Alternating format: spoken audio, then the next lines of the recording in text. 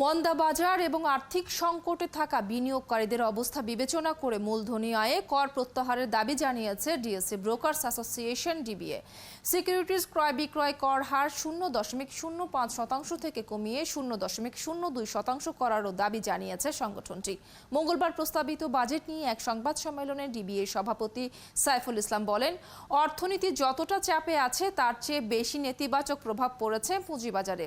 এমন দরপতনের যৌক্তিক কারণ নেই উল্লেখ করে অংশীজনদের স্বচ্ছতা ও জবাবদিহির অভাবে পুঁজিবাজারে নাজুক অবস্থা সৃষ্টি হয়েছে বলে স্বীকার করেন তিনি। বলেন, বাজেটে রাষ্ট্রীয় প্রতিষ্ঠান পুঁজিবাজারে তালিকাভুক্ত করার কোনো রোডম্যাপ নেই, যা বিনিয়োগকারীদের আশাহত করছে। আজকে 50 পয়েন্ট পড়েছে, কিন্তু অযৌক্তিকভাবে পড়েছে এবং অযৌক্তিকভাবে পরে যখন we have lost the confidence of the investors. এখন কনফিডেন্সটা আমরা ধরে রাখতে পারছি না। আর এটা আপনি যেটা বলছেন যে ফান্ডামেন্টালি স্ট্রং কোম্পানি পড়ে যাচ্ছে, হ্যাঁ, দ্যাটস দ্য স্যাড পার্ট। যে ফান্ডামেন্টালি স্ট্রং কোম্পানি কেন পড়ে যাচ্ছে হচ্ছে যে যারা এক্সিস্টিং বিনিয়োগকারী ওনারাও আস্থা রাখতে পারছে।